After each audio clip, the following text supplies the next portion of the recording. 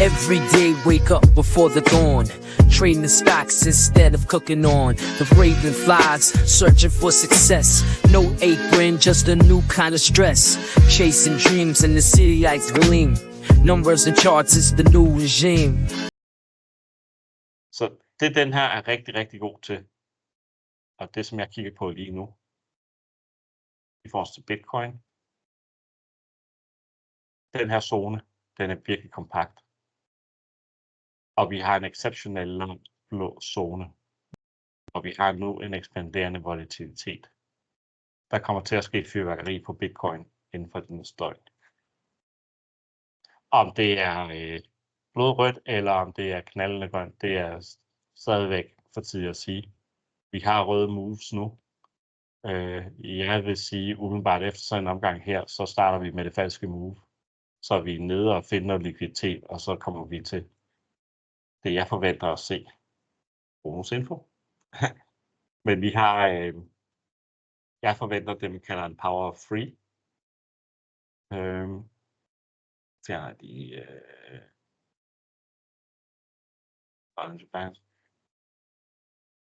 vi har en contraction, og så får vi en manipulation, og så får vi en ekspansion. Og vi har den her lille contraction her. Og nu er vi i gang med det falske move, manipulation her. Og så får vi derfra, der får vi et move, der er sådan. Og helt grundlæggende, så vil distancen herfra, har jeg sagt, den median, vi har her. Vi vil få et move, der er en tredjedel eller 50%, mellem 30 og 50% af det move vil være det falske. Så man kan, hvis vi tager den, når vi har sat en bund, hvis vi nu bare siger, at bunden den er her, så vil vi kunne sætte en Fibonacci, der er på 50%. 50%. Det er min violette linje, og så kan vi se, hvor toppen er nu. Det er 91. Eller vi kan tage vores shallow fib 0,786 på den til at matche med der. Og så er vi op omkring 104, lige under 104, hvilket er et der, hvor vi flipper bullish for alvor igen. Så jeg vil umiddelbart sige, det move, vi har gang i her nu, det fortæller mig, at vi skal op og teste toppen af range, hvis vi kommer ned til 81. Præcis hvordan og hvorledes det kommer til at udspille sig. Lad os sige, at vi dykker endnu længere ned, jamen så vil det være tilsvarende højere op. Så. Jeg føler mig rigtig sikker på, at det er det falske move. Og i morgen, der bliver det vendt op. Havde vi startet med at køre op i dag, så havde der været mega bearish på Bitcoin. Men jeg er ret sikker på, at den bund, vi finder nu på det her move, formentlig i løbet af en nat, 7-8-tiden i morgen tidlig, det er det ultimative lavpunkt på Bitcoin i lang tid.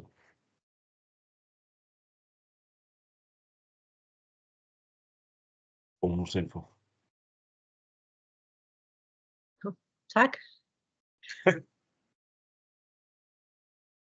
Jeg har sagt dem rigtig mange gange. Jeg bryder mig ikke om trendlinjer. Og det gør jeg ikke, fordi trendlinjer,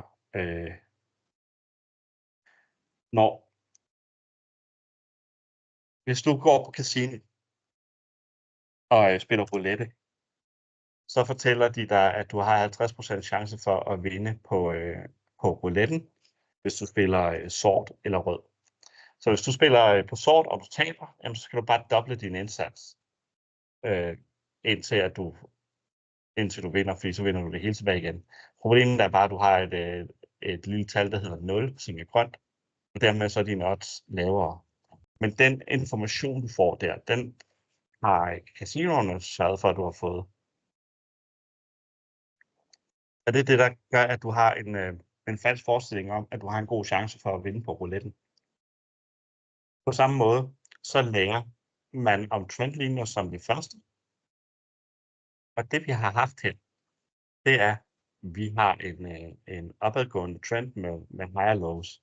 Samtidig så har vi lower highs. Og det er helt klassisk trendlinjeledning. Så har vi en pennant. Og pennant, det er et continuation pattern. Så i det her tilfælde, der er vi gået bearish ind i det. Og derfor så skal vi have et breakdown og tegne et nyt pennant længere nede. Men fordi det er klassisk undervisning, og det er dem, vi kalder market makers, som har en interesse i at snyde os alle sammen, der lærer os det her, jamen så viser de os nu, at det her det er i gang med at ske. Og derfor så går folk short, og derfor så vender de prisen om. Så de bruger den her common knowledge til at lave en fake out. Fordi når vi alle sammen får bekræftet det, vi sidder og venter på, det her det er også i sig selv et bear flag. Vi har hvis vi kigger her, så har vi også en udgave af den her pennant her.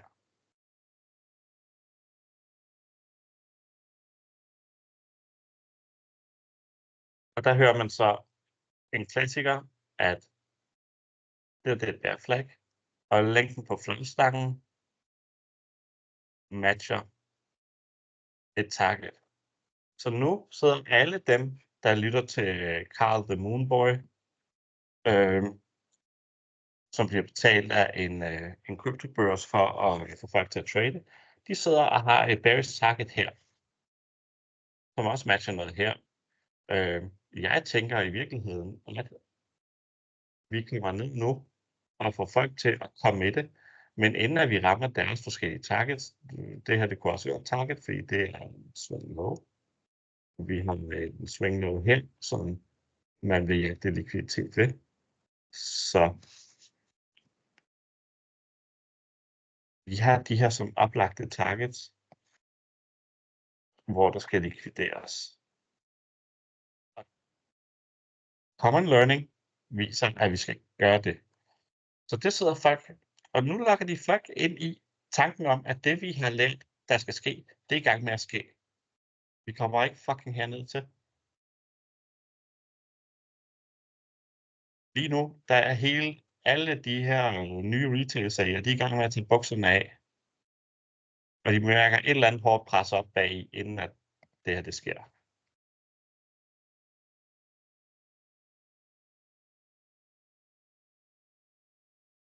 Yes, Fordi det skal de er man i gang med, jo. ja, de er i gang med at generere likviditet. Fordi alle dem, der går short her, og et godt eksempel på, at det er det, der sker, det er et langsomt move. Folk får tid til at komme med. Hvis market maker var i gang med at likvidere de positioner, der er hernede, så skete det lynhurtigt. Det har du set eksempler på, hvor hurtigt det kan gå. Vi snakkede om det i forbindelse med NFP, hvor hurtigt det kan gå.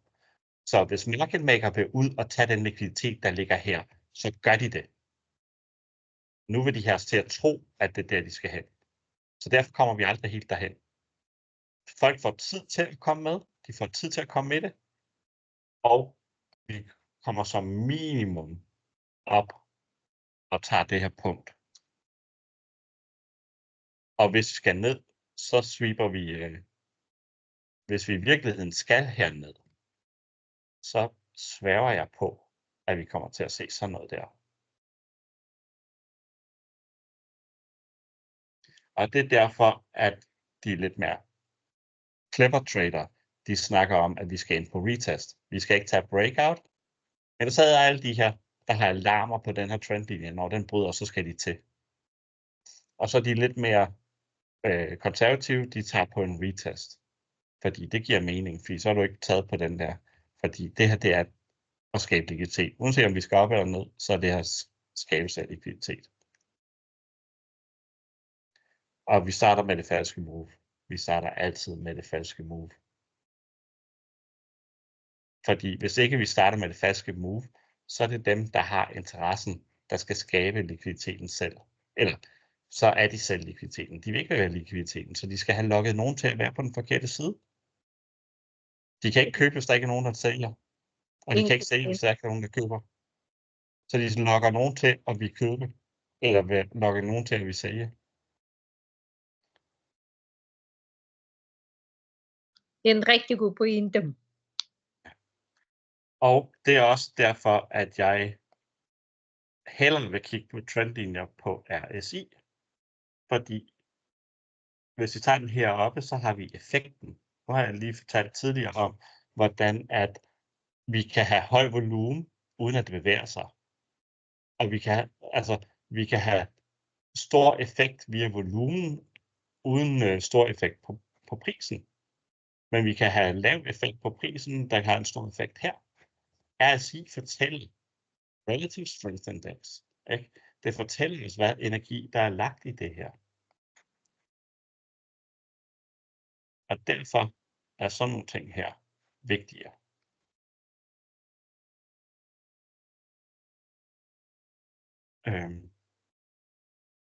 Fordi der ser vi, hvilken energi, der er blevet lagt i kontra, hvad for en effekt der er. Men den viser jo også, at der er, vi løber tør for energien. Den peger jo nedad. Ja. Der bliver presset og presset.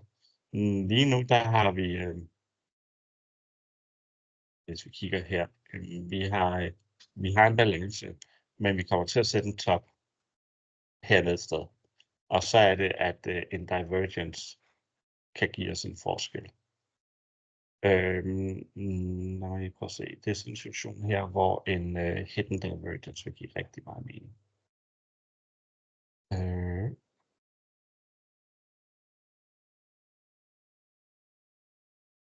Jeg har ikke nogen hidden divergence, som jo måske her.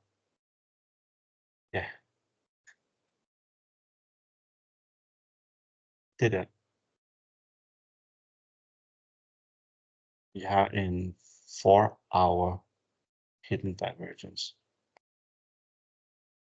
Og jeg ved ikke, om du har hørt mig sige det før, men regular divergence giver dig, hvad det hedder, pullbacks.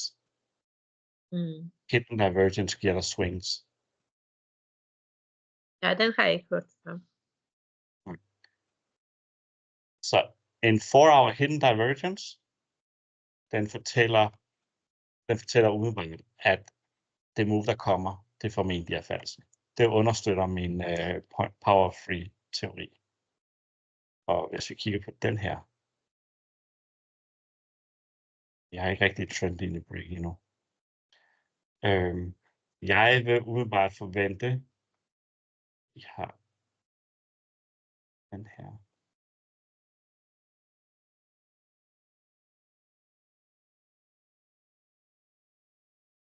Jeg forventer sådan noget her på RSI. Så vi er nede og finde den sidste bund et sted her. Det kan sagtens være, at vi går dybere end det her, for at få folk til at komme med det. Det handler, hvor langt vi skal, det er der ikke nogen, der ved endnu. Det handler om at få folk til at komme med det. Og jeg ved også, at folk de sidder og kigger på 73-75.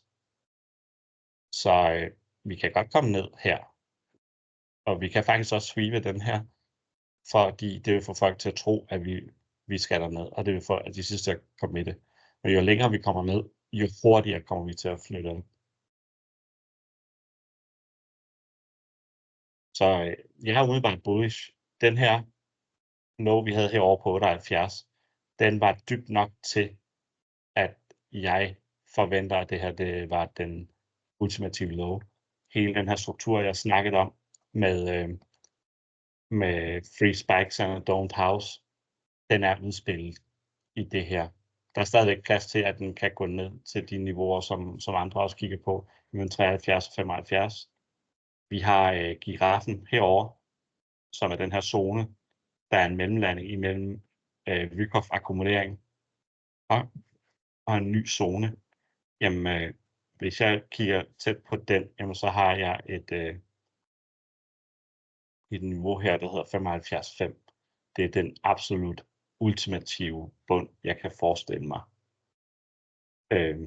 Hvis vi bryder den, jamen, så skal vi længere ned. Og udenbart så vil jeg sige, at giraffens hoved, den har en top på 76,3. Og længere end det burde vi komme ned. Hele den her zone mellem 73,2 og 76,3, det er der, de har sat det sidste ind, inden at de lavede det her. Så hvis vi kommer ned i det her, så fortæller det mig, at alt, hvad der er blevet købt, nu er jeg nødt til at sende det lige for at vise. Det fortæller mig, at alt, hvad der er blevet skabt hernede, og som er blevet brugt til at akkumulere stort i den her zone, at det er blevet distribueret i den her zone. Og det vil sige, at hvis vi bryder under giraffen, så er alt det her akkumulering, det er invalideret. Alt, hvad der er blevet købt her, er blevet solgt. Så begynder jeg at kigge mod 45.000, 46.000. Men når vi snakker om en ting som Bitcoin, så er det vigtigt at pointere, at jeg snakker om candle body closes under. Vi kan til enhver tid tage en lynhurtigt wick, fordi et wick behøves ikke engang at eksekvere handlen.